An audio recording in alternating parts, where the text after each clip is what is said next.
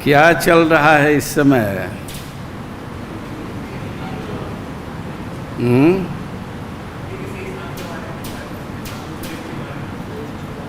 भक्ति के विषय में शरीर से भक्ति के अंग सब भक्त सामान्य रूप से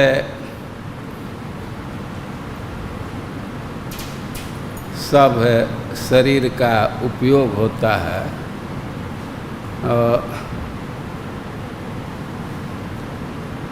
11 प्रकार के भक्ति है।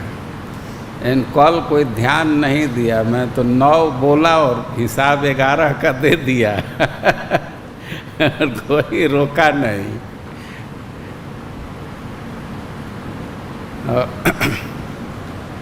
इस क्रम में भक्ति का एक अंग है अर्चन।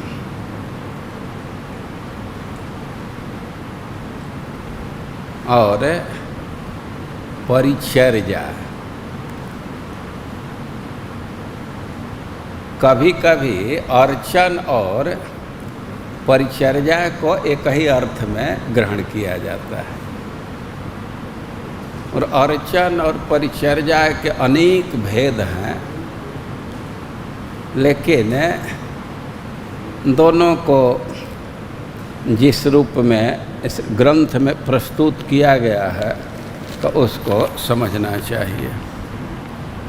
अर्चन, अर्चन के विषय में लिख रहे हैं कि शुद्धि न्यासादि पूर्वांग कर्म निर्वाह पूर्वकम अर्चनम तूपचाराणाम स्यान मंत्रेण उपपादनम। भगवान की सेवा करते हैं, परिचर्या करते हैं, लेकिन कभी कभी परिचर्या सेवा करने के पहले कुछ और कृत्य करते हैं। क्या क्या कृत्य हो सकता है? शुद्धि, न्यास, कर्म निर्वाह पूर्वक भगवान की सेवा करना है। सेवा में खास करके भगवान को वस्तु अर्पित करना है, लेकिन उसके पहले शुद्धि और न्यास 2 क्रिया करते हैं। और मंत्रेण उपपादन, और मंत्र बोल करके भगवान को कुछ अर्पित करते हैं, तो इसको कहा जाएगा अर्चन। तो अर्चन के लिए क्या क्या आवश्यक हो रहा है? भगवान को कुछ उपचार मतलब वस्तु प्रदान करना है, लेकिन उसके पहले शुद्धि और न्यास की क्रिया करनी है। और वस्तु को अर्पित करने में भी मंत्र बोलना है। शुद्धि न्यासादि पूर्वांग कर्म निर्वाह पूर्वक। पहले शुद्धि और न्यास। शुद्धि, इसी को कभी कभी भूत शुद्धि कहते हैं। भूत शुद्धि का क्या अर्थ है?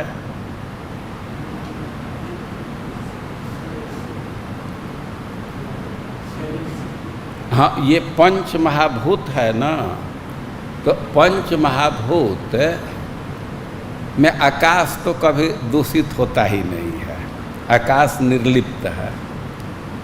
तो इसमें जो मिट्टी है, जल है, तो इसको शुद्ध करते हैं, तो इसको भूत शुद्धि कहते हैं। वो जल छिड़कते हैं, मंत्र बोलते हैं, यही शुद्धि है। तो शरीर के शुद्धि भी है भूत शुद्धि के अंतर्गत। और वस्तु का भी प्रोक्षण करते हैं। संस्कृत का शब्द है प्रोक्षण। और पुजारी लोगों को देखते हैं ना, कुछ अपने ऊपर भी जल छिड़कते हैं, और फूल है, कोई दूसरा चीज़ है, तो उस पर भी जल छिड़कते हैं। इसको भूत शुद्धि कहते हैं। जैसे सारंग ठाकुर कह रहे हैं मतलब शरीर शुद्धि, तो 4 भूत महाभूत इसमें भी है ना, तो यह भी शुद्धि के अंतर्गत है और वस्तु के भी शुद्धि, दोनों भूत शुद्धि के अंतर्गत आता है। तो यहाँ शब्द दे रहे हैं शुद्धि और न्यास। ये क्या होता है? न्यास। न्यास मतलब रखना। तो मात्रिका न्यास, मात्रा का न्यास करते हैं।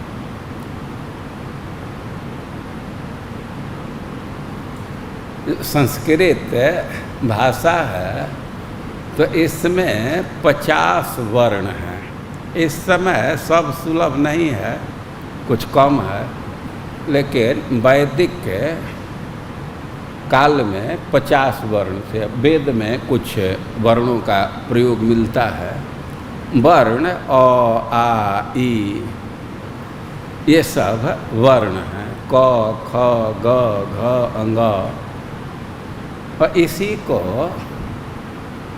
एक विधि है और उसका न्यास करते हैं, उसको शरीर पर रखते हैं। इसको अंग न्यास कहते हैं कभी कभी। वे कोई मंत्र का पाठ करना है तो अंग न्यास करते हैं, कर न्यास करते हैं। तो मंत्र को ही, मंत्र के जो विभिन्न वर्ण है उसके शरीर पर रखते हैं, न्यास करते हैं।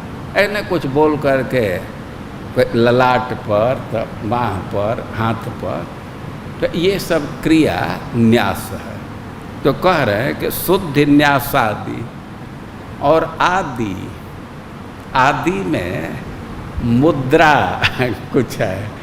वो पुजारियों को आप लोग देखते हैं ना, अभिषेक करना है तो पहले कुछ विशेष मुद्रा करते हैं। पंचतत्व दास से कुछ मुद्रा होता है ना, तो इसी को कह रहे हैं कि भूत शुद्धि और मात्रिका न्यास और मुद्रा इत्यादि पहले स्थापित करते हैं और इसके बाद मंत्र के साथ भगवान को उपचार मतलब वस्तु भेंट करते हैं। तो इसको कहा जाता है अर्चन। अर्चन की धारणा समझ में आ रही है? तो यह भक्ति का अंग है, अर्चना। और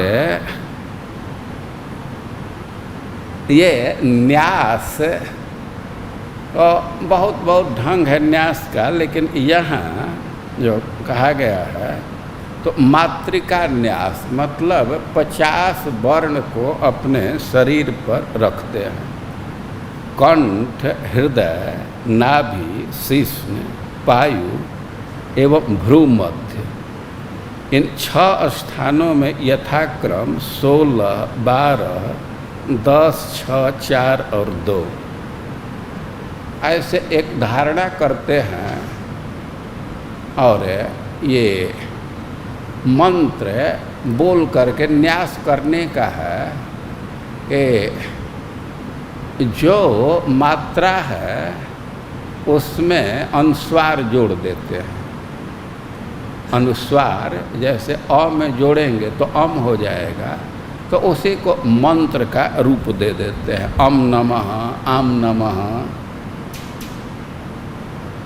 इम नमः, इम नमः, कम नमः, खम नमः। तो ऐसे बोल करके इसको शरीर पर रखते हैं। तो इसका विधि बतलाया गया है कि कंठ में 16 मात्रा को रखते हैं। यहाँ भावना करते हैं कि कमल का पत्ता है और उसी पर रख रहे हैं। हृदय में 12 मात्रा का न्यास करते हैं, नाभि में 10 और शिश्न मतलब जिस अंग से मूत्र का विसर्जन करते हैं उसमें 6 और पायु मतलब जिससे मल विसर्जित करते हैं 4 और भ्रू मध्य 2 मात्रा का न्यास करते हैं। हमें इसका बहुत टेक्निकल ज्ञान नहीं है, लेकिन श्लोक में जो शब्द आया है न्यास, तो इसका अर्थ है मातृका न्यास, और आदि से मुद्रा इत्यादि ग्रहण कर सकते हैं। हम तो केवल देखते थे, कुछ ज्ञान नहीं था। अभी रास्ते में हरिविजय से पूछा कि मुद्रा क्या करते हो, किस लिए, तो बतला रहा था कि ऐसे मत्स्य का मुद्रा रखते हैं तो उससे जल शुद्ध होता है। चक्र का मुद्रा रखते हैं, उससे रक्षा का आरोप करते हैं। गाय का मुद्रा रखते हैं तो वो भगवान के भी इष्ट हैं। तो ये सब है, इसका फिलॉसफी है, लेकिन हम लोगों को संक्षेप में यही जानना है अर्चन की परिभाषा। तो शुद्धि और न्यास आदि पहले संपादित करके और मंत्र के साथ भगवान को वस्तु अर्पित करते हैं, तो इसको कहा जाता है अर्चन। और जो अर्चन का उपकरण है, आरती प्लेट है, और उसका संस्कार करते हैं, उसका सफाई करना होता है, परिष्कार करना होता है, तो इसको कहा जाएगा परिचर्या। या भगवान के पूजा करना है, पुष्प अर्पित करना है, इत्र अर्पित करना है, तो उसके लिए तो न्यास इत्यादि की ज़रूरत है, मंत्र बोलते हैं। लेकिन यात्रा निकली है या ऐसे भी चामर डुलाते हैं या छत्र धारण करते हैं, तो उसमें कोई मंत्र की ज़रूरत नहीं है। भगवान की सेवा में चामर डुलाते हैं ना, जैसे प्रभुपाद जी की यात्रा निकालते हैं, भगवान के भी तो छत्र होता है, चामर होता है, तो छत्र धारण करना, चामर डुलाना, इसको परिचर्या कहेंगे। दोनों का अंतर कुछ समझ में आ रहा है? एक्चुअली कल मैं पहले ही बंद कर दिया, और कल पूरा अभी पढ़ाने के भाव में नहीं थे, और ये हमको लग रहा था कि थोड़ा सा स्थिरता की ज़रूरत है। मैं सोचा कि इसको खूब पढ़ लेंगे, लेकिन मैं खुद भी पढ़ नहीं पाया। लेकिन ये आप लोगों को टेक्निकली समझना चाहिए अंतर कि अर्चन और परिचर्या। शास्त्र में आप देखेंगे तो दोनों में बहुत भेद नहीं किया गया है। वो जो प्रसिद्ध श्लोक है कि कृते यध्यायतो विष्णु त्रेतायाम यजतः मख द्वापरे परिचर्यायाम। परिचर्या शब्द अर्चन के लिए ही है, डिटी वर्शिप के लिए ही है ना। लेकिन यहाँ ये 2 अंग किए गए हैं, अर्चन और परिचर्या। और इसको अभी ध्यान से समझ लीजिए, अपने दिमाग में रखिए। दास्य भक्ति की चर्चा हम करेंगे तो फिर परिचर्या की आवश्यकता वहाँ पड़ेगी। बहुत सारे भक्त हैं, दास्य भक्ति भगवान की सेवा करना तो भाई परिचर्या क्या है? तो अब दोनों में अंतर करने में कठिनाई होने लगती है। तो दास्यम जहाँ आएगा तो उस समय परिचर्या से अंतर दिखाया जाएगा, तो इसको ध्यान से समझ लेना चाहिए। तो मान लीजिए कि आपसे कोई पूछ दे कि अर्चन और परिचर्या में क्या अंतर है, तो समझ रहे हैं, लेकिन सीधा सीधा उत्तर देता हो, जो भगवान की सेवा मंत्र के साथ करते हैं वो अर्चन है, और सामान्य रूप से जो सेवा करते हैं वो परिचर्या। एक अंतर मोटा मोटी आ रहा है ना।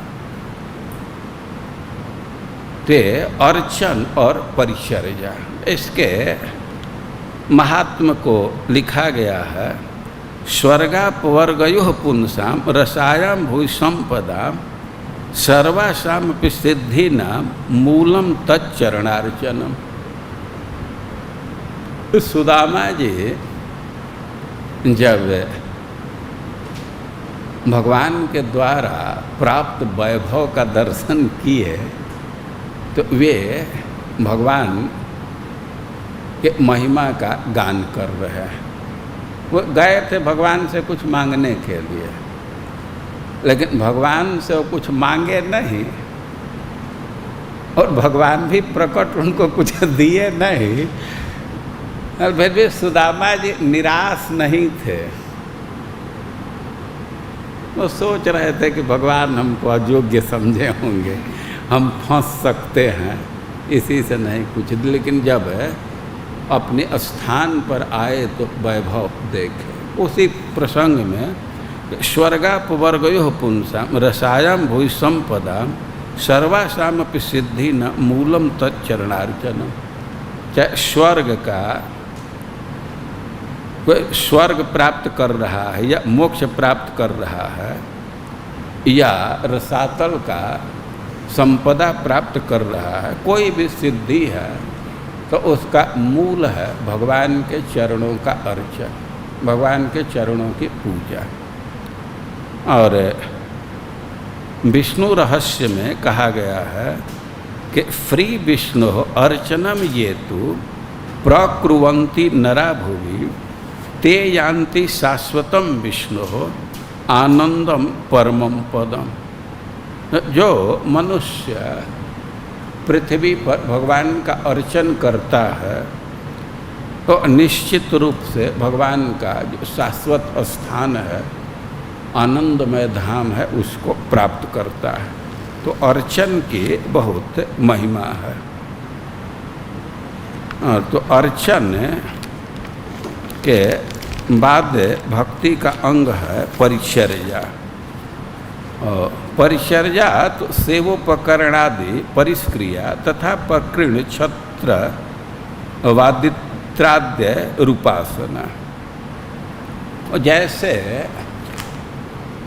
कोई चक्रवर्ती सम्राट है या बड़ा राजा है तो सेवक लोग जैसे उसका सम्मान करते हैं, उसका छत्र धारण करते हैं, चामर डुलाते हैं, तो वैसे ही भगवान की पूजा करना, उनका आदर करना, और इसी को परिचर्या कहा जाता है।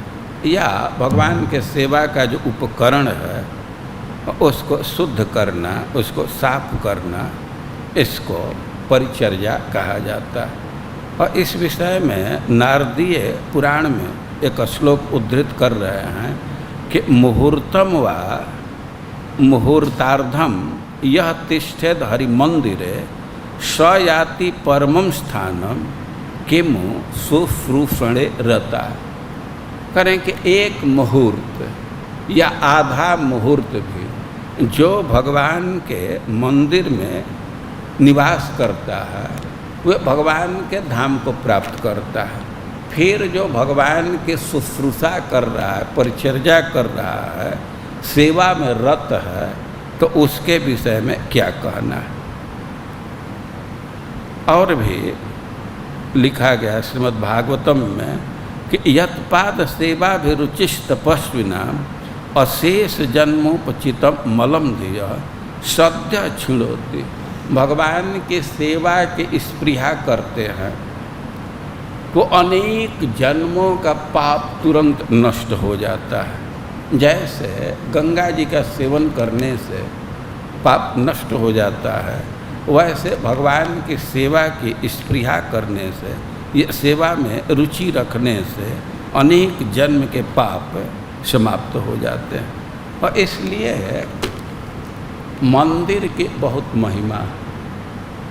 मंदिर में कोई थोड़े देर तक भी रुकता है तो उसका सब पाप समाप्त हो जाता है, भगवान के धाम को प्राप्त करता है।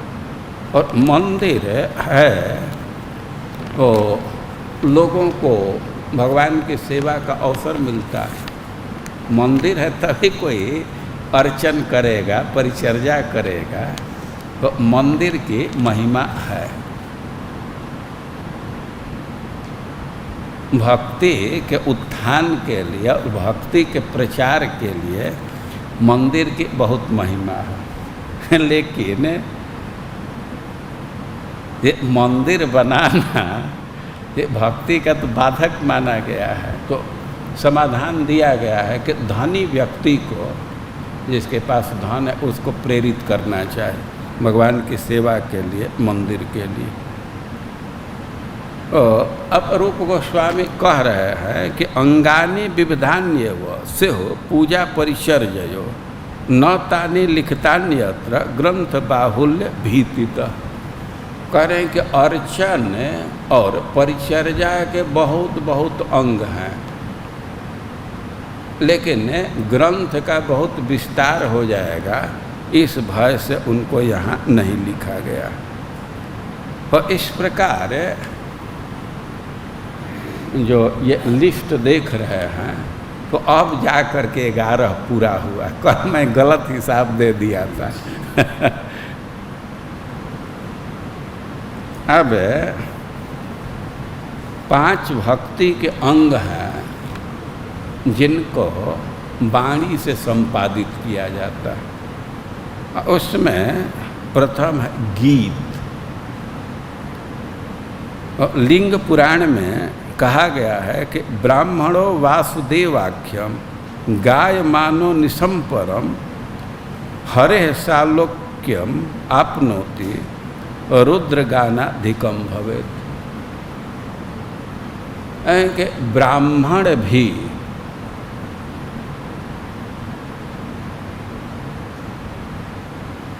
गायमानो निसंपरम, भगवान का गीत गा करके भगवान के धाम को प्राप्त कर गया, और उस गान को भगवान शिव जी के गान से भी अधिक मानते हैं।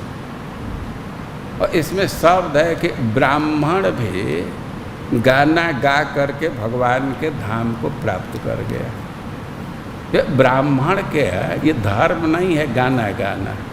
ये जो निम्न स्तर के लोग होते हैं वो गाना गाते हैं, लेकिन जो भी हो, जो भगवान के समक्ष गीत गाता है, गाना गाता है, तो भगवान के धाम को प्राप्त करता है। तो गीत गाना यह भगवान की भक्ति है। और एक भक्ति है संकीर्तन।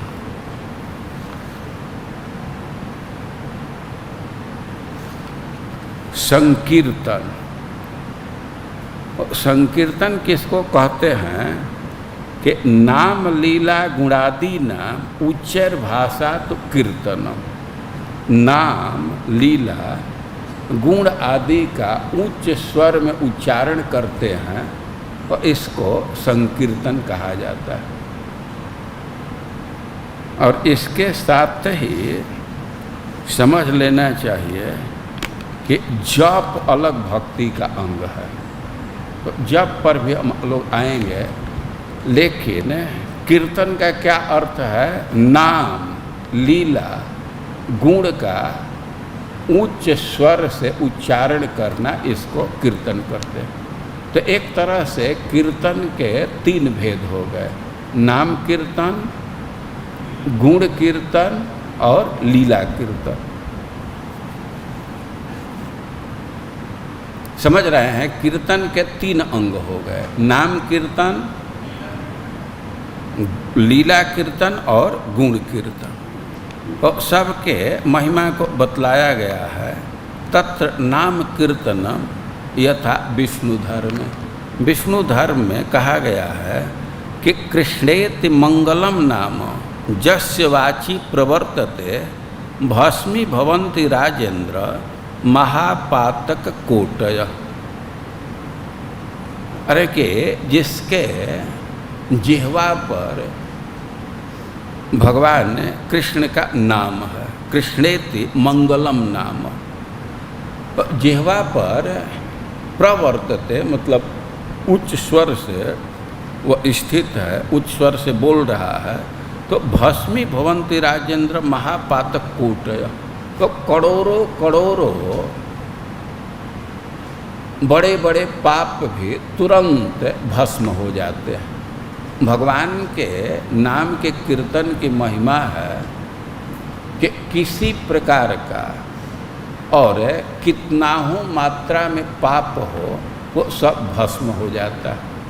उस समय शास्त्रों में कहा गया है कि भगवान के नाम में जितने पाप भस्म करने की शक्ति है वो उतना पाप एक व्यक्ति नहीं कर सकता। किसी व्यक्ति में पाप करने की जितनी क्षमता है उससे अधिक क्षमता भगवान के नाम में है पाप को समाप्त करने के लिए। यह नाम कीर्तन, लीला कीर्तन के विषय में श्रीमद् भागवतम का श्लोक उद्धृत किया गया है। प्रहलाद महाराज की उक्ति, सोहम परस्य सुहृदः पर देवताया लीला कथास्तव नृसिंह विरिंच गीता अंजस्तितर्मनुगृणन गुणविप्रमुक्तो दुर्गाणि ते पद जुगालय हंस संग। प्रहलाद महाराज कह रहे हैं कि हमको अपनी चिंता नहीं है, हम तो माया को आसानी से पार कर जाएंगे, ये त्रिगुण को आसानी से पार कर जाएंगे। वे कैसे पार कर जाएंगे? अब ब्रह्मा जी जो भगवान के लीला का गान किए हैं तो उसी का मैं गान करूँगा और भक्तों के संग से आसानी से माया को पार कर जाऊँगा। और गुण कीर्तन के लिए भी श्रीमद् भागवतम का श्लोक उद्धृत कर रहे हैं। इदम हि पुंसः तपसः श्रुतस्य वा सृष्टस्य सुक्तस्य च बुद्धि दत्तयो अभ्युचितर्थ कविभिर्निरूपितो यदुत्तम श्लोक गुणानुवर्णनम। भगवान के गुण का जो अनुवर्णन करता है, कीर्तन करता है, और उसके तपस्या का, दान का, वेदाध्ययन का, स्वाध्याय का या ज्ञानानुशीलन का सबका फल मिल जाता है। तो भगवान के गुण का कीर्तन करना यही अखंड लाभ है। कभी लोग, विद्वान लोग इसी को बतलाए हैं। तो ये कीर्तन का अर्थ समझना चाहिए कि उच्च स्वर में भगवान के नाम को, लीला को, गुण को बोलते हैं तो इसको कीर्तन कहते हैं। या कई एक लोग मिल करके एक साथ भगवान के नाम को बोलते हैं तो उसको कीर्तन कहते हैं। कीर्तन बहुत लोग किए हैं। जैसे हम लोग ब्रह्म संहिता का पाठ करते हैं तो ब्रह्मा जी द्वारा कीर्तित है, ब्रह्मा जी कीर्तन किए हैं, हम लोग उसी का पाठ करते हैं। भागवतम का पाठ करते हैं कि सुखदेव गोस्वामी कीर्तन किए। यह विचित्र बात है, हम लोगों के मन में धारणा बसी हुई है कि ढोलक झाल ले करके बोलेंगे उसी को कीर्तन कहा जाएगा। लेकिन कीर्तन के आचार्य सुखदेव गोस्वामी हैं। ये भी आगे हम लोग पढ़ेंगे। तो कीर्तन करने वालों में सबसे श्रेष्ठ हैं सुखदेव गोस्वामी। 7 दिन तक कीर्तन करते रहे।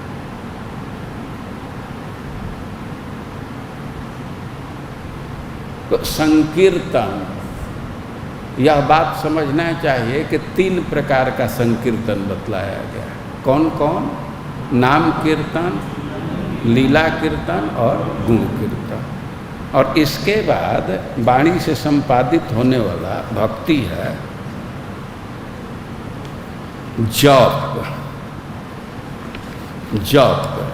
भाई जप की क्या परिभाषा है कि मंत्रस्य सुर लघुचारो जप इत्यभिधीयते। किसी मंत्र को बहुत धीमी आवाज में बोलते हैं तो इसको जप कहते हैं। जैसे गायत्री मंत्र है तो उसको बोलते हैं ना, उसको बोलते हैं, लेकिन इतना ही जोर से बोलते हैं कि कोई दूसरा न सुन सके। तो बहुत धीरे से मंत्र का उच्चारण करते हैं तो इसको जप कहें। लेकिन तुरंत झा जी प्रश्न करेंगे कि हम लोग तो जोर जोर से भी जप करते हैं से महामंत्र है तो इसका कीर्तन भी करते हैं, जप भी करते हैं। लेकिन वास्तव में जो हम लोग जप करते हैं महामंत्र का, तो टेक्निकली ये जप नहीं है, यह कीर्तन, ये संख्या कीर्तन, संख्या संकीर्तन इसको कहते हैं। हाँ बे, सब लोग मिल करके कीर्तन कर रहे हैं 24 आवर में, तो गिनती तो नहीं करते हैं ना कि कितने बार भगवान के ये जो नाम का महामंत्र है कितने बार जपे, गिनती तो नहीं है, समय से उसको नापते हैं। लेकिन माला पर अब कीर्तन ही करते हैं गिनती करते हुए, तो वास्तव में संख्या पूर्वक नाम गान नति भी तो संख्या संकीर्तन ही है। तो मैं कन्फ्यूजन दूर करने के लिए कह रहा हूँ, सीधी सी बात है, जब मंत्र को ऊंचे आवाज़ में बोलते हैं तो उसको कीर्तन कहते हैं, धीमी आवाज़ में बोलते हैं उसको जप करते हैं। और महामंत्र को धीरे धीरे बोल रहे हैं तो जप हो गया, और ऊंचे आवाज़ में बोल रहे हैं तो उसी को कीर्तन कहा जाएगा। अब किसी को ऑब्जेक्शन हो कि महामंत्र भी तो ऊंची आवाज़ में बोलते हैं, तो भाई ठीक है, वो भी कीर्तन है, संख्या कीर्तन है, माला लेकर के बोल रहे हैं तो संख्या कीर्तन। तो भेद समझ रहे हैं ना, जप और कीर्तन का भेद, ये उच्चारण के भेद से, आवाज़ के भेद से भेद किया गया। और जप के विषय में पद्म पुराण में कहा गया है कि कृष्णाय नम इत्येष मंत्र सर्वार्थ साधक भक्तानम जपताम भूय स्वर्ग मोक्ष फलप्रद। कह रहे हैं कि कृष्णाय नम इति, कृष्णाय नमः, ऐसा कोई मंत्र बोल रहा है तो सर्वार्थ साधक, सब अर्थ की प्राप्ति हो जाती है। और भक्त लोग इसका गान करते हैं तो स्वर्ग मोक्ष फलप्रद। अभी सब अर्थ तो मिलता ही है, तो स्वर्ग भी मिल सकता है, मोक्ष भी मिल सकता है, सब कुछ मिल सकता है। वो जप की बहुत महिमा है। और एक भक्ति है विज्ञप्ति, ये परीक्षा के लिए महत्वपूर्ण होता है, कभी कभी इस पर प्रश्न आता है। विज्ञप्ति तो बहुत प्रचलित शब्द है, ज्ञापन या विज्ञप्ति। विज्ञप्ति का क्या अर्थ है कि जब हम अपने भावना को भगवान से शब्द के माध्यम से व्यक्त करते हैं तो इसको विज्ञप्ति कहते हैं। कभी कभी मन से अपनी भावना को व्यक्त करते हैं तो इसको विज्ञप्ति के अंतर्गत नहीं रखा जाएगा, ये वाणी का विषय है। तो कह रहे हैं कि हरिमुद्देश्य यत् किंचित कृतम विज्ञापनम गिरा, भगवान को लक्ष्य करके और वाणी से जो भी हम विज्ञापन करते हैं तो इसको विज्ञप्ति कहा जाता है। और मोक्ष द्वारा गलान मोक्ष तेनैव विहितस्तव, जो विज्ञप्ति अर्पित करता है, विज्ञप्ति भक्ति करता है, तो यही समझिए कि उसका मोक्ष का दरवाज़ा खुल गया, उसको मोक्ष प्राप्त होगा ही। विज्ञप्ति के 3 प्रकार हैं।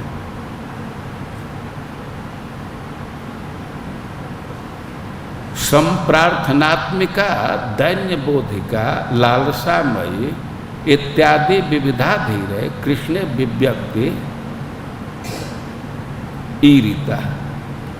तो जो मनीषी लोग हैं, धीर पुरुष हैं, तो विज्ञप्ति के कई एक स्तर, कई एक अंग बतलाए हैं, मुख्य रूप से 3। इसको लिख लीजिए। संप्रार्थनात्मिका, दैन्य बोधिका और लालसामयी।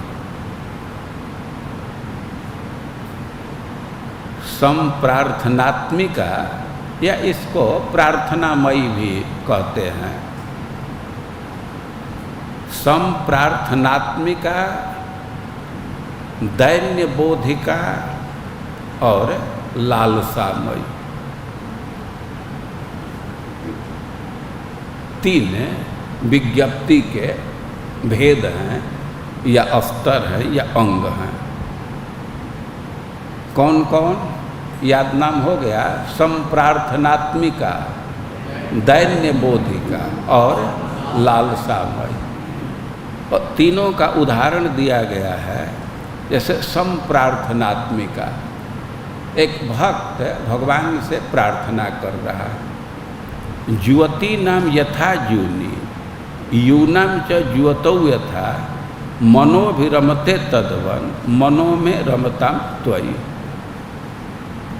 भक्त प्रार्थना कर रहे हैं भगवान से, स्पष्ट शब्दों में कह रहे हैं कि जैसे एक युवक का मन युवती के तरफ जाता है या युवती का मन युवक के तरफ जाता है, तो वैसे ही हमारा मन आप में रमे। तो यह जो विज्ञप्ति है इसको कहा जाएगा संप्रार्थनात्मिका। इसमें प्रार्थना कर रहे हैं। क्या प्रार्थना कर रहे हैं? कि स्वाभाविक ही हमारा मन आप में रमे। जब अपने निम्न स्थिति को व्यक्त करते हैं भगवान से, तो उसको कहा जाता है दैन्य बोधिका। ऐसे पद्म पुराण का ही श्लोक उद्धृत कर रहे हैं कि मत तुल्यो नास्ति पापात्मा, नापराधो च कश्चन, परिहारे पि लज्जा में किम्मे ब्रूवे पुरुषोत्तम। एक भक्त कह रहा है कि हे पुरुषोत्तम, हे भगवान, मत तुल्यो नास्ति पापात्मा, हमारे जैसा कोई पापी नहीं है। नापराधो न कश्चन, हमारे जैसा कोई अपराधी नहीं है। हमें तो इसके मार्जन के प्रार्थना में भी लज्जा का अनुभव हो रहा है। अब हम क्या बोले? रूप गोस्वामी भी इसी श्लोक को बोले हैं। चैतन्य महाप्रभु से जब भेंट हुई है तो इस श्लोक को बोले हैं, मत तुल्यो नास्ति पापात्मा, हमारे जैसा कोई पापी नहीं, हमारे जैसा कोई अपराधी नहीं है। अपने पाप की बात कहने में, अपराध की बात कहने में भी हमें लज्जा का अनुभव हो रहा है। हम कैसे बोले? तो यह दैन्य बोधिका। और विज्ञप्ति का एक भेद है, उसको कहते हैं लालसामयी।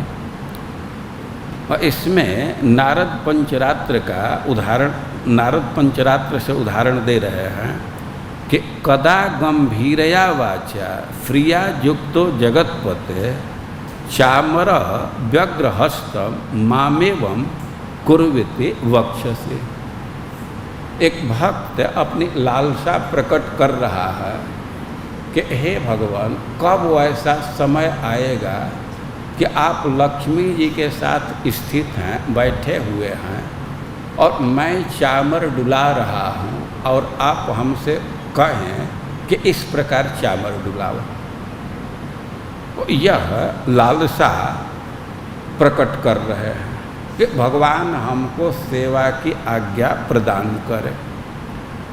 या दूसरा उदाहरण दिया गया है कि कदाहम जमुना तीरे नामानि तव कीर्तयन् उद्बाष्प पुंडरीकाक्ष रचयिष्यामि तांडवम्।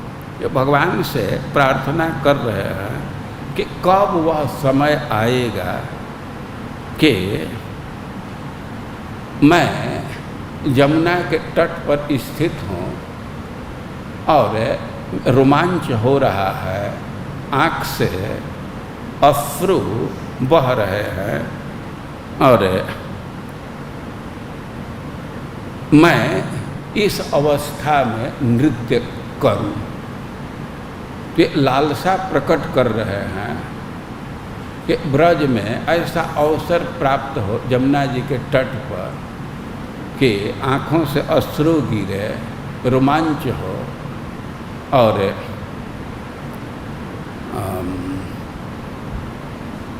हम इसी भाव में नृत्य करें और इसको लालसामयी है। देखिए, मैं तीनों को एक बार बोल दिया, लेकिन हमें पता है कि स्पष्ट रूप से आप लोगों को वो सब धारण नहीं हो रहा। तो फिर से इसको समझने का प्रयास कीजिए कि एक भक्ति है जिसको कहते हैं विज्ञप्ति।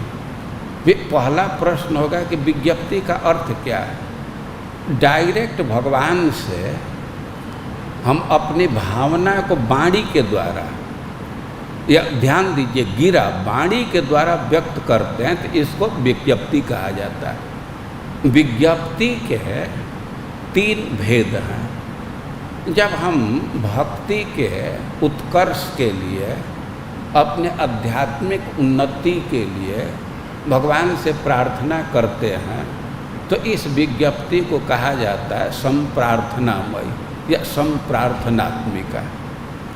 जब अपने दैन्य को प्रकट करते हैं, अपने हीन स्थिति को भगवान के सामने निवेदित करते हैं तो इसको कहा जाता है दैन्य बोधिका।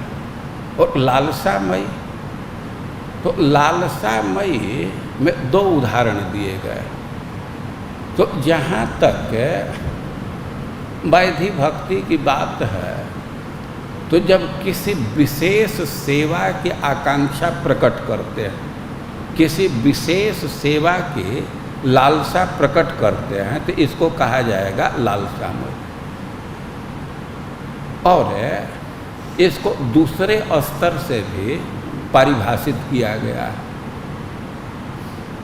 अरे भाई, लालसा और प्रार्थना में क्या अंतर है? भक्ति की प्रार्थना कर रहे तो भी तो लालसा ही व्यक्त है। तो इसका दूसरा भेद किया गया है कि जब साधन अवस्था का भक्त भगवान से भक्ति के उत्कर्ष का प्रार्थना करता है तो यह हुआ संप्रार्थनात्मिका। और भाव स्तर का व्यक्ति भक्ति की प्रार्थना करता है तो इसको कहा जाएगा लालसामयी। क्योंकि जो दूसरा उदाहरण दिया गया है तो उसमें भाव का लक्षण है, अश्रु गिरना, रोमांच होना, ये भाव के लक्षण है। इसको हम लोग आगे पढ़ेंगे। तो अब अंतर को समझना चाहिए। साधन भक्ति के स्तर का भक्त वह प्रार्थना कर रहा है तो उसको संप्रार्थनात्मिका कहा जाएगा, विज्ञप्ति। और भाव स्तर का भक्त है और वह प्रार्थना कर रहा है तो उसको लालसामयी विज्ञप्ति कहा जाएगा। तो इस तरह से थोड़ा थोड़ा अंतर को समझना होगा। 3 भेद किया गया है तो तीनों के स्तर को, तीनों के भेद को एग्जैक्टली समझना होगा ना। और किसी को कुछ नहीं, इसको पूरा ही कर लेते हैं। और एक और है इसको अस्तव पाठ। अस्तव पाठ तो प्रोक्ता मनीष भी गीता स्तव राजादयस्तवा, ये गीता है या गौतमीय तंत्र में भगवान के स्तुति है तो उसको अस्तव कहा जाता है। तो अस्तव का पाठ करना, गीता का पाठ करना, भागवत का पाठ करना या गौतमीय तंत्र के अस्तव का पाठ करना, तो यह भक्ति है। और इस अस्तव पाठ के विषय में स्कंद पुराण से श्लोक उद्धृत कर रहे हैं कि श्री कृष्ण स्तव रत्न उगय जेसाम जेहवा त्वलंकृता नमस्या मुनि सिद्धान वंदनीया दिवौकसा। जिस व्यक्ति की जिह्वा अस्तव रत्न से अलंकृत है तो उस व्यक्ति के बड़े बड़े सिद्ध मुनि लोग भी वंदना करते, नमस्कार करते और देवता लोग भी नमस्कार करते। वो अस्तव पाठ की बहुत महिमा है। और फिर कह रहे हैं कि स्तोत्रैर स्तवश्चैव देवाग्रे यस्तौति मधुसूदनम सर्व पाप विनिर्मुक्तो विष्णुलोकम अवाप्नुयात्। कह रहे हैं कि स्तोत्र से या स्तव से जो श्रीमूर्ति के सामने, भगवान के विग्रह के सामने भगवान मधुसूदन की स्तुति करता है तो सब पाप से मुक्त हो जाता है और भगवान के धाम को प्राप्त करता है। तो इस प्रकार ये वाणी से संपादित करने वाले 5 भक्ति हैं। कौन कौन? गीत, कीर्तन, जप, विज्ञप्ति और स्तव पाठ। और इसमें सूक्ष्म चीज है कि कभी कभी स्तोत्र और स्तव में अंतर कर देते हैं, 2 भेद बतला देते हैं। स्तव पाठ यहाँ है और कभी कभी स्तोत्र, तो वास्तव में दोनों में भेद नहीं है, लेकिन अब किसी को भेद करना ही हो तो जो पहले से प्रचलन में है भगवान के महिमा के विषय में और उसका पाठ कर रहे हैं तो उसको स्तोत्र कहते हैं। और खुद अपने से कुछ निर्मित करके भगवान के समक्ष बोल रहे हैं तो उसको स्तव कहते हैं। तो स्तोत्र मतलब दूसरे के द्वारा निर्मित है। जैसे कोई चीज़ परंपरा से प्राप्त होता है, रुद्र गीत, प्रचेता लोग समुद्र में जा कर के उसका जप किए, पाठ किए, लेकिन वे अपने से उसकी रचना नहीं किए थे, रचना पहले से है, उसका वे पाठ कर रहे हैं, तो इसको स्तोत्र कहा जाता है। और कभी कभी व्यक्ति अपने से रचना करके बोलता है तो उसको स्तव कहा जाएगा। जैसे कुंती देवी हैं तो खुद अपनी बात कह रही हैं तो उसको स्तव कहा जाएगा। और प्रचेता लोग जो गीत गाए, भगवान के महिमा को बोले तो उसको स्तोत्र कहा जाएगा। तो अस्तव और स्तोत्र ये 2 भेद कभी कभी कर दिया जाता है। तो दोनों का अंतर क्या है कि एक पहले से निर्मित है और एक खुद वक्ता ही निर्माण करता है, वही रचना करता है।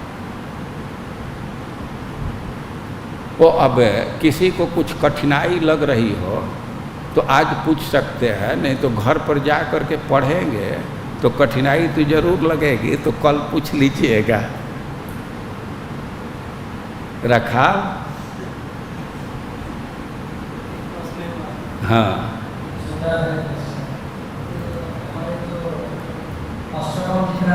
आए? हाँ सब में आएगा। हाँ चलिए ठीक है।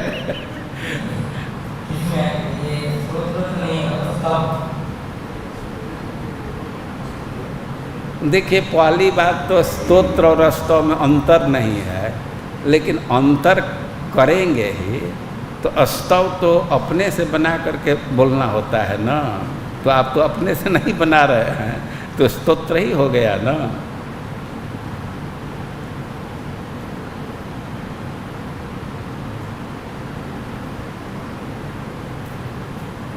यहाँ स्तोत्र और स्तव का भेद कर रहे हैं, लेकिन कभी कभी स्तव और स्तुति का भेद करना होता है। तो वहाँ भेद यही है, एक खुद व्यक्ति अपने भावना को पद में बांध देता है और एक पहले से पद में बंधा हुआ है भगवान की महिमा, तो इतना का ही भेद है। और प्रायः ये वो समानार्थक जैसा प्रयोग होता है, तो इसमें बहुत उलझने की ज़रूरत नहीं है। इसमें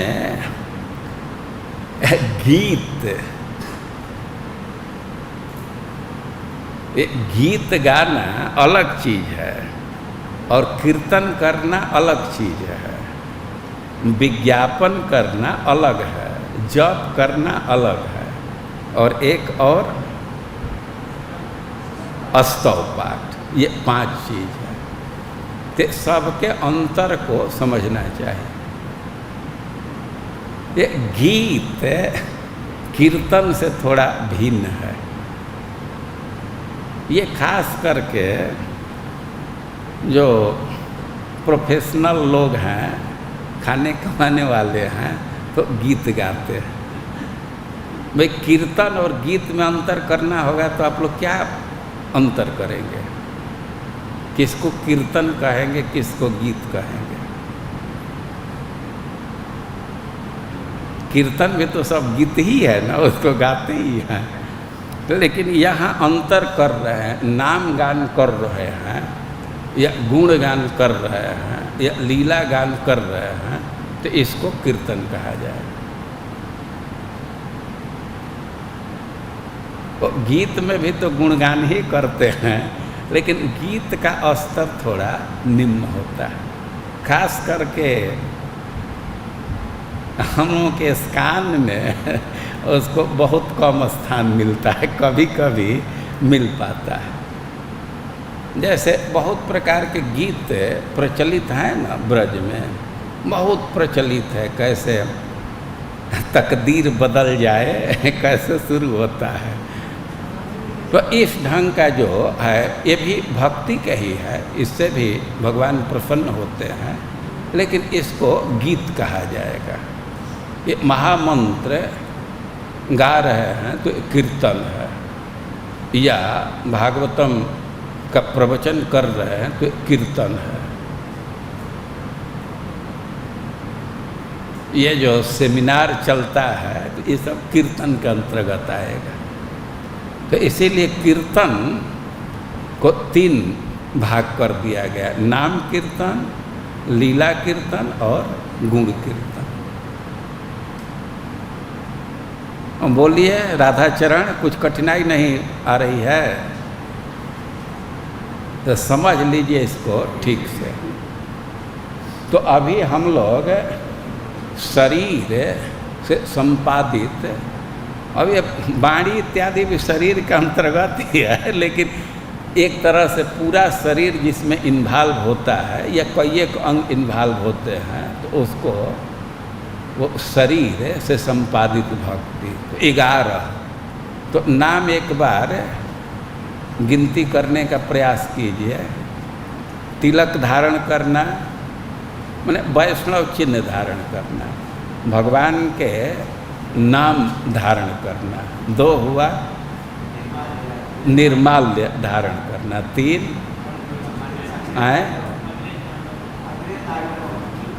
नृत्य करना, ठीक, दंडवत। कितना हुआ? 5। परिक्रमा, अभ्युत्थानम, भगवान की यात्रा आ रही है तो खड़ा हो जाना, 1 हुआ। और उनका अनुगमन करना, 2 हुआ। और एक व्यक्ति माइक लेकर के बोलिए तब ना।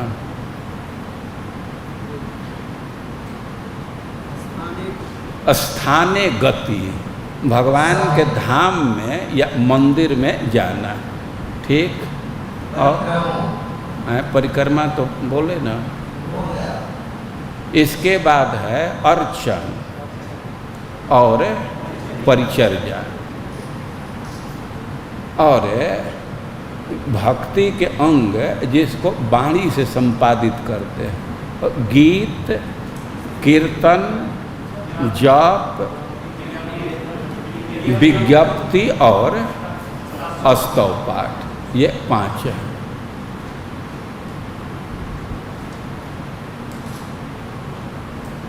वो अर्चन और परिचर्या का भेद, शुद्धि और न्यास पहले संपादित करके मंत्र के द्वारा भगवान को वस्तु अर्पित करते हैं, उपचार अर्पित करते हैं। ये उपचार मतलब वस्तु ही होता है, षोडशोपचार, पंचोपचार। कभी कभी 5 वस्तु से पूजा करते हैं, कभी कभी 16 वस्तु से पूजा करते हैं, और इसको अर्चन कहा जाता है। और जो भगवान के अर्चन का पात्र इत्यादि है, उसका संस्कार करना, ये परिचर्या, या भगवान का छत्र और चामर धारण करना, यह परिचर्या है। तो अर्चन और परिचर्या के अंतर को समझना चाहिए।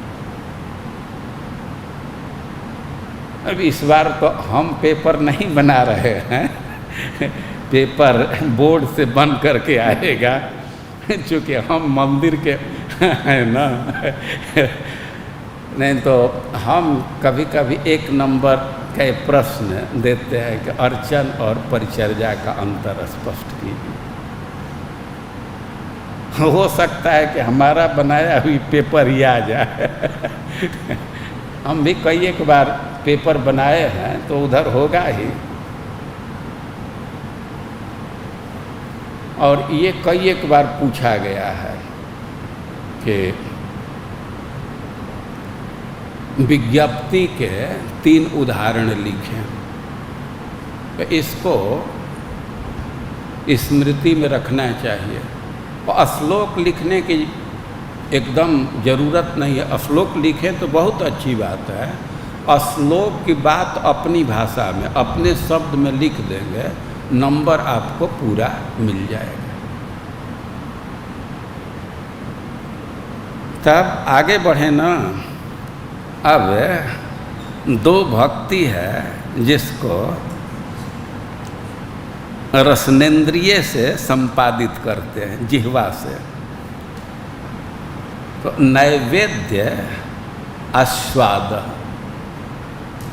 तो भगवान को नैवेद्य अर्पित है, उसको, उस प्रसाद को ग्रहण करना, यह एक भक्ति है। और इस विषय में पद्म पुराण में कहा गया है कि नैवेद्य मन्नम तुलसी विमिश्रम विशेषतः पाद जलेन सिक्तम योस्नात् नित्यम पुरतो मुरारे प्राप्नोति यज्ञा युत कोटि पुण्यम। यानी कि जो व्यक्ति तुलसी दल से मिश्रित नैवेद्य अन्न को और भगवान के चरण जल से जो सिक्त है, और उसको जो भगवान के समक्ष खाता है, तो प्राप्नोति यज्ञा युत कोटि पुण्यम। वह 10,000 या करोड़ों करोड़ों यज्ञ का पुण्य प्राप्त करता है। वो श्लोक में स्पष्ट शब्द है, योस्नात् नित्यम पुरतः मुरारे। जो भगवान के समक्ष भगवान के अर्पित नैवेद्य को ग्रहण करता है, तो वह हजारों करोड़ों यज्ञ के पुण्य को प्राप्त करता है। भगवान के समक्ष जो भगवान के प्रसाद को प्राप्त करता है। श्लोक में यही है। लेकिन हम लोग जब सेवापराध की चर्चा कर रहे थे, तो श्री विग्रह के समक्ष भोजन करना ये अपराध है। तो श्रीपाद जीव गोस्वामी के पुरतः मतलब थोड़ा हट करके, एकदम सामने नहीं, थोड़ा हट करके। और श्री विश्वनाथ चक्रवर्ती पाद जी कहते हैं कि जो अपराध की बात कही गई है वो तांबुल भक्षण के लिए। भगवान को जो पान है, तो भगवान के सामने उसको खाना यह अपराध है, प्रसाद के लिए नहीं। तो अब जिस विचार को आप लोग ग्रहण करें, लेकिन यह समझना चाहिए कि श्लोक में यही दिया गया है कि जो भगवान के समक्ष भगवान को अर्पित नैवेद्य को ग्रहण करता है तो उसे हजारों करोड़ों यज्ञ का पुण्य प्राप्त होता है। तो भगवान का नैवेद्य अन्न ग्रहण करना ये भक्ति है। और पाद्यास्वादो, पाद्य जो भगवान का चरण धोने के लिए जो जल देते हैं या जिस जल से भगवान का चरण धोते हैं उसको पाद्य कहा जाता है। ये चरणामृत कह रहे हैं, पद्म पुराण से ही श्लोक है कि न दानम न हविर्जेषा स्वाध्यायो न सुरार्चनम तेपि पादोदकम पीत्वा प्रयान्ति परमं गतिम। यानी कि जो व्यक्ति कोई दान नहीं दिया है, कोई हवन नहीं किया है, उसका कुछ स्वाध्याय नहीं है, देवताओं का पूजन नहीं किया है, लेकिन वह व्यक्ति भी यदि भगवान के चरणोदक को पान कर रहा है, पाद्य का आस्वादन कर रहा है, तो प्रयान्ति परमाम गति, जो परम गति को प्राप्त होता है। तो जिह्वा से दो भक्ति संपादित करते हैं, भगवान का प्रसाद ग्रहण करना और चरणामृत पान करना।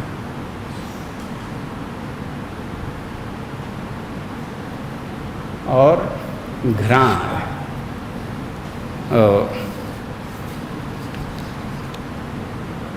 भगवान के अर्पित पुष्प को या गंध को सूंघना, ग्रहण करना। आघ्राणम यद हरिर्दत्त धूपोच्छिष्टस्य सर्वत तदभव व्यालदष्टान नस्य कर्म विशापः। नस्य कर्म, आप आयुर्वेद में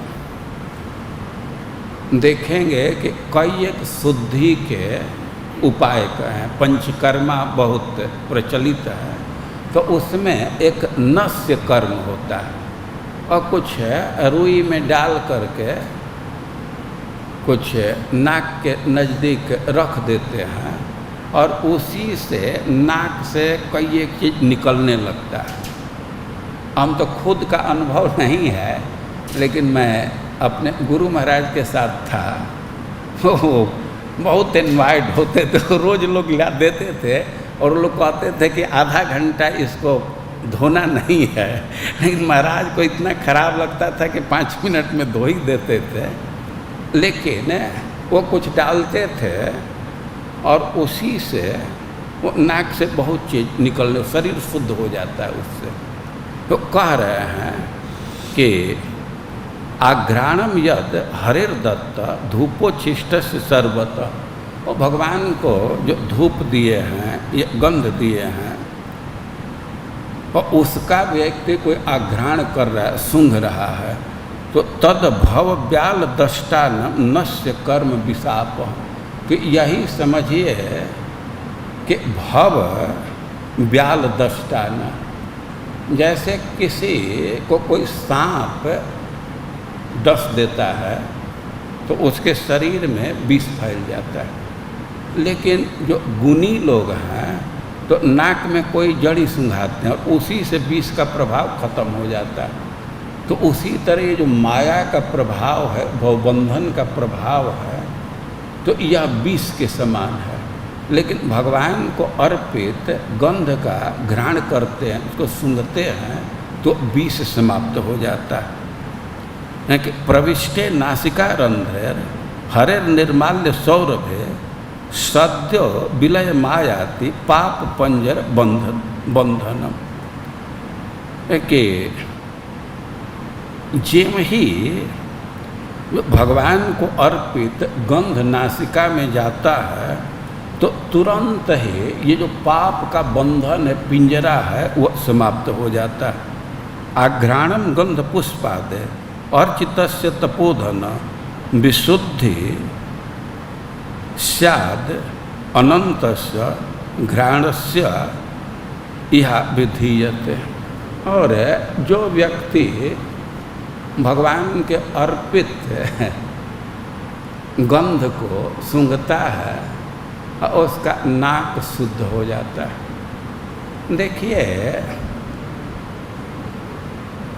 हमको तो एकदम अनुभव नहीं है और हम समझते हैं कि आप लोगों को भी इसका अनुभव नहीं होगा। जैसे व्यक्ति स्पर्श सुख के लिए, स्त्री के स्पर्श के लिए उन्हें बहुत बहुत पैसा खर्च करता है। अब हम उन चीज़ों का चर्चा नहीं करना चाहते हैं, लेकिन प्राय सब लोग जानते हैं कि मैंने हजारों नहीं लाखों लाखों रुपया खर्चा करते हैं। जिह्वा को संतुष्ट करने के लिए हजारों हजार रुपया खर्चा कर रहे हैं, जिसको शराब का नशा हो गया है। तो उसी तरह किसी किसी को ऐसा व्यसन है कि गंध सूंघने के लिए लाखों लाख रुपया खर्च करते हैं। ये किसी किसी को गंध सूंघने की नशा है। अब ये तो हम लोगों के कल्पना में ही नहीं आती है कि ऐसा भी होता, लेकिन जैसे जिह्वा के विषय में, शराब के विषय में, नशा सब लोग देखते हैं ना। कोई एक शराबी हैं कि अपने नशा को छोड़ना चाहते हैं। हम लोग जब विश्वविद्यालय में थे तो हम लोगों के बगल के रूम के एक स्टूडेंट थे, तो शराब पीने की उनकी आदत थी। कई एक बार अपनी इच्छा व्यक्त करते थे कि हम त्याग करना चाहते हैं, लेकिन समय आता है मैं घींच करके चला जाता। तो जैसे शराब की नशा है, वैसे ही बहुत लोगों को सूंघने की नशा है और उसके लिए हजार नहीं लाखों लाख रुपया खर्चा करते हैं। और श्रील प्रभुपाद जी थे कि जो भगवान को अर्पित गंध अर्पित करता है तो उसके नथुने साफ हो जाते हैं, स्वच्छ हो जाते हैं और वो इस आदत से मुक्त हो जाता है। तो एक तो किसी को गंध की आदत है तो उससे मुक्ति के लिए भी भगवान के अर्पित गंध औषधि के समान है। अच्छा, ये जो आदत नहीं है तो संसार सर्प तो सबको नशा है, संसार का विष तो सब में व्याप्त है। तो इस संसार के विष को, माया के विष को शांत करने के लिए, इसको दूर करने के लिए ये भगवान के अर्पित गंध बहुत महत्वपूर्ण है। जैसे कुछ जड़ी सुखा देने से सांप का विष समाप्त हो जाता है, तो ऐसे भगवान के अर्पित गंध का घ्राण करने से, उसको सूंघने से हमारा माया का जो विष है, जन्म मृत्यु का जो विष है, वह समाप्त हो जाता है। और इस दृष्टि से ये बहुत महत्वपूर्ण है। तो ऐसे भक्ति के कई एक अंग हैं और एक एक करके हम लोग सबके विषय में सुनते चलेंगे। आप लोग इसको पढ़िए, कोई कठिनाई हो तो आकर के पूछिए। हरे कृष्ण।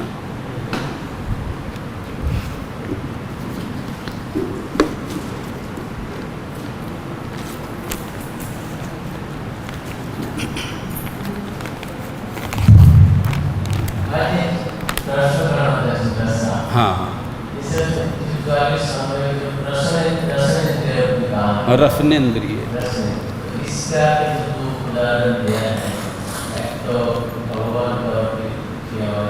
प्रसाद नैवेद्य अन्न चरणा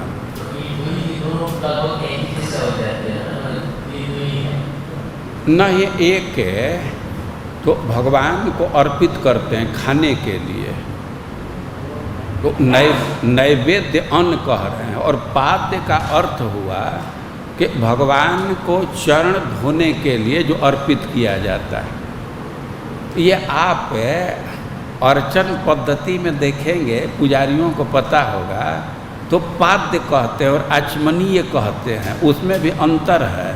पाद्य मतलब चरण धोने के लिए और आचमनीय मतलब हाथ धोने के लिए। प्रेमांजन अलग अलग प्रदान करते हैं ना, पाद्य अर्पण करते हैं और भोग लगाने के बाद आचमनीय प्रदान करते हैं। तो अन्न भी आप स्पष्ट समझ सकते हैं कि भोजन करने के पहले चरण धोते हैं ना, हाथ धोते हैं, तो यह पाद्य हुआ। और जो भोजन करते हैं भगवान, तो वो नैवेद्य है।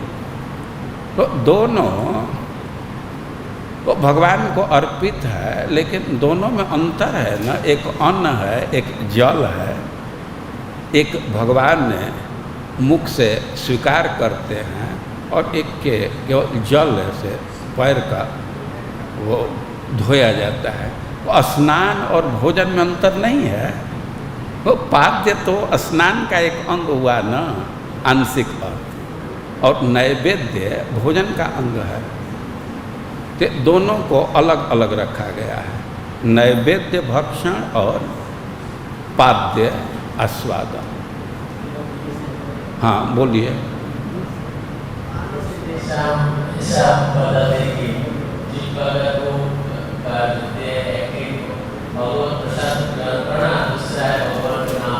हाँ, इसी से इसको रसनेन्द्रिय कहें, जिह्वा नहीं कहे हैं। जिह्वा तो कर्मेंद्रिय का भी अंग है। 5 कर्मेंद्रिय है तो उसमें मुख भी है ना। जैसे भोजन करते हैं, बोलते हैं, तो मुख्य हिस्सा तो बोलने में खास करके जिह्वा का ही होता है, और जिह्वा ज्ञानेंद्रिय के अंतर्गत है, वह स्वाद ग्रहण करता है। तो यहाँ वो स्वाद ग्रहण करने वाले जो इंद्रिय है उसकी भक्ति है। इसी से जिह्वा न लिख करके क्या लिखे हैं, रसनेन्द्रिय।